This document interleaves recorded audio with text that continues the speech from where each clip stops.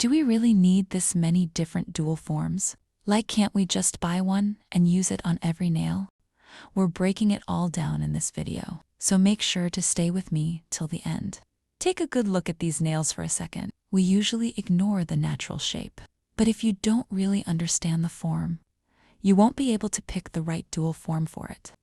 With this little method I'm about to show you, it's super easy to figure out which category a nail falls into. This line I drew next to the finger, that's our main reference point. Now we're going to take a look at the sidewall line. Just go ahead and extend that line forward. If your sidewall line ends up parallel to your reference line, you've got a standard nail. Usually has a normal curve, a natural C-curve, and straight. With this nail shape, you can pretty much go with any type of dual form you like and use whatever technique works for you. Whether it's the no-fill method from the cuticle, a half application technique, or any material, whatever you prefer. Now take a look at this one.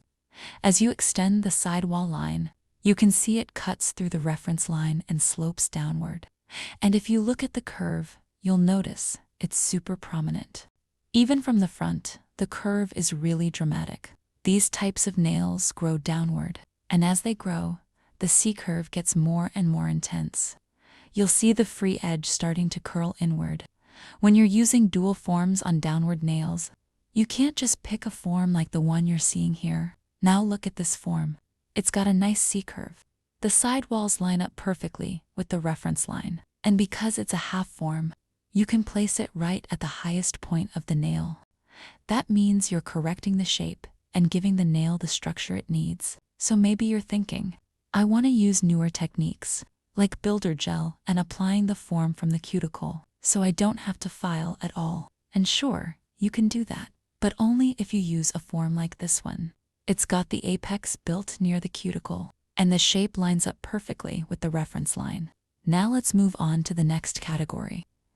Take a good look at this nail right here. You can clearly see a growth line that forms a V shape. That's because, at this point, the nail suddenly starts growing upward.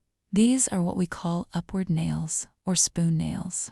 Not only do they not have a curve, they're actually sunken in or scooped.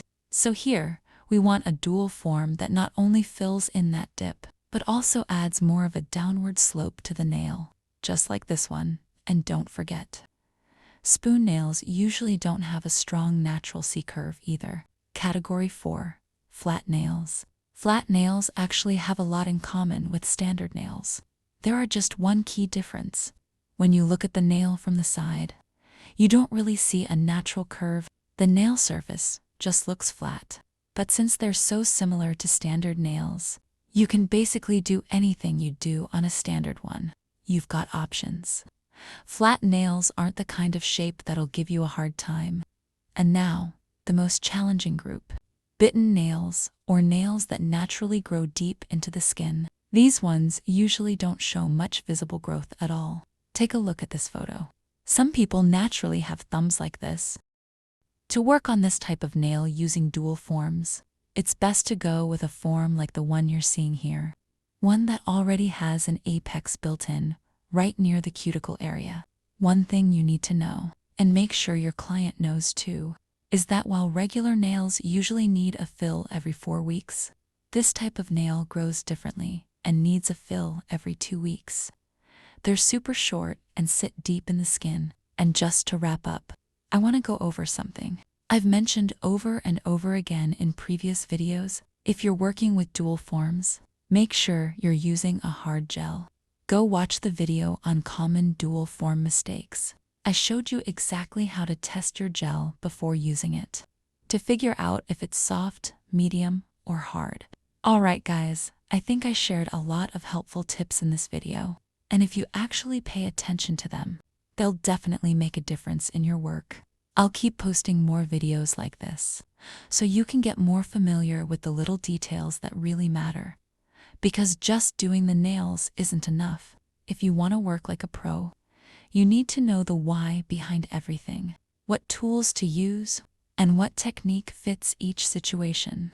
And hey, if you enjoyed this type of video, leave me a comment and let me know. Your feedback helps me share my experience. in a way that's actually useful for you.